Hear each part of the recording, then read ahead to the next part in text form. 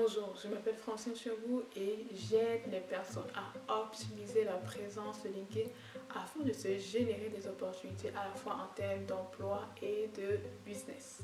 Donc, dans cette vidéo-ci, on va voir ensemble comment est-ce qu'en tant qu'immigrant, vous pouvez préparer votre intégration professionnelle au Canada. Cette vidéo-ci, elle est valable pour toutes les personnes qui souhaitent immigrer au Canada ou dans tout autre pays ailleurs, autre que le Canada. Pourquoi est-ce que je fais cette vidéo? C'est pour trois raisons principales. La première raison, c'est que je me suis rendu compte que beaucoup de personnes qui immigrent dans un pays attendent d'arriver effectivement dans ce pays-là avant de commencer à entreprendre leur recherche. Je ne sais pas pour vous, mais cette méthode-là, elle peut marcher, ça marche, mais elle prend beaucoup plus de temps parce que vous attendez d'arriver, de vous installer et ensuite de commencer votre recherche, donc elle peut prendre beaucoup plus de temps. Deuxièmement, parce qu'il y a des personnes que lorsqu'elles arrivent au Canada commencent à lancer plein d'actions tout azimuts. Ça veut dire qu'elles vont imprimer des milliers de CV et commencer à les envoyer dans toutes les entreprises du coin. Cette stratégie-là, elle peut marcher à court terme, mais étant donné qu'elle est faite sans véritable vision à long terme ou bien vision stratégique, cette démarche-là ne pourra pas vraiment marcher dans le long terme. Et troisièmement, parce que moi-même, je suis une immigrée. Je veux dire, ça fait quelques années déjà que je suis arrivée au Canada comme immigrée.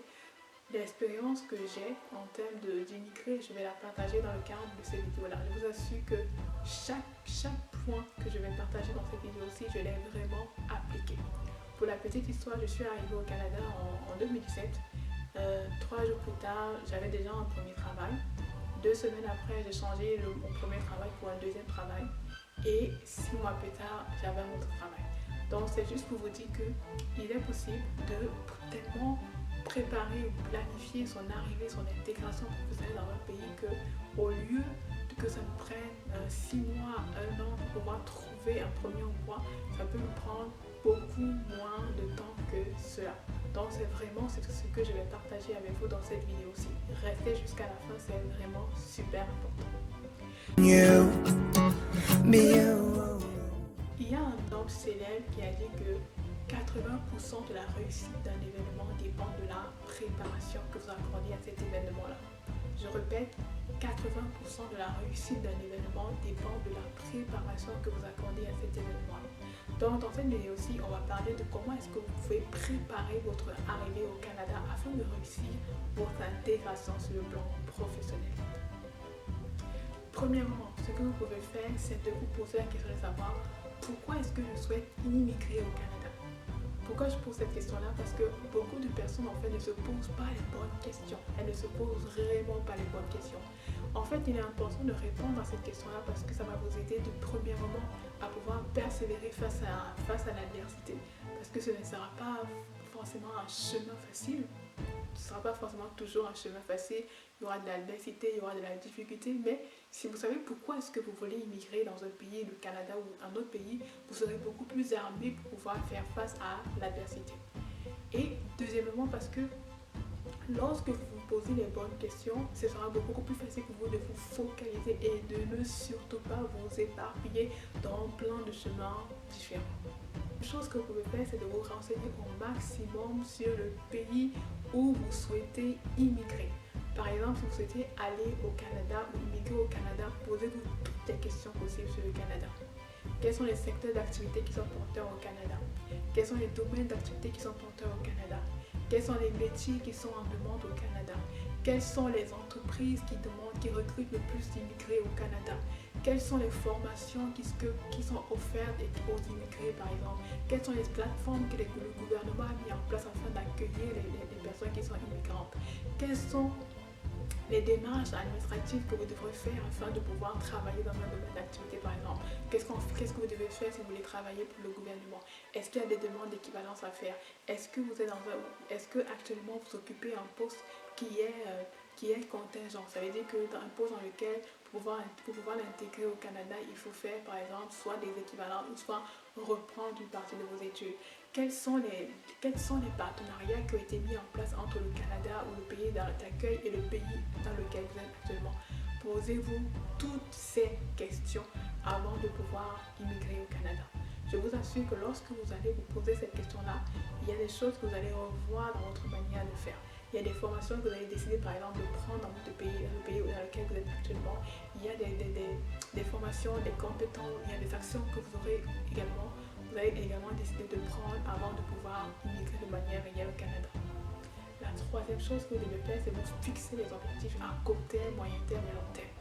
L'objectif à court terme, ça peut être les objectifs qui vont vous aider à préparer votre immigration au Canada. Les objectifs à moyen terme sont les objectifs qui vont vous aider à pouvoir trouver par exemple votre travail au Canada. Les objectifs à long terme sont les objectifs qui vont vous aider par exemple à pouvoir soit créer une entreprise, changer vous réorienter.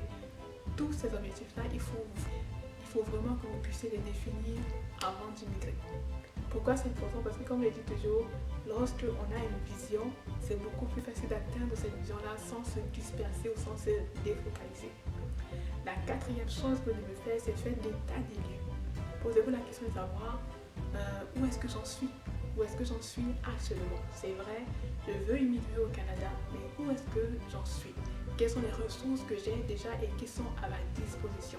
Quand je parle de ressources, je parle de mes relations.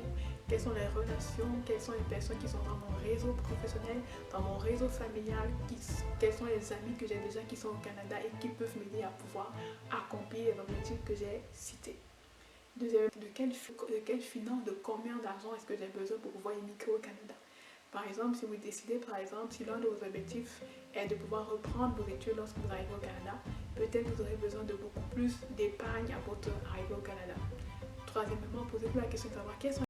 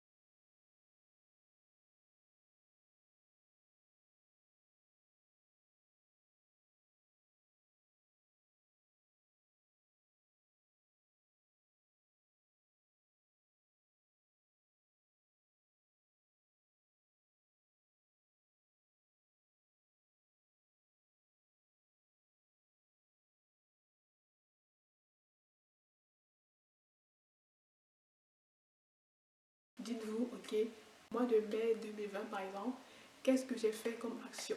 Quel a été le résultat des actions que j'ai posées? Où est-ce que j'en suis? Comment est-ce que j'évolue? Donc, vraiment, dressez un plan que vous allez suivre de manière effective.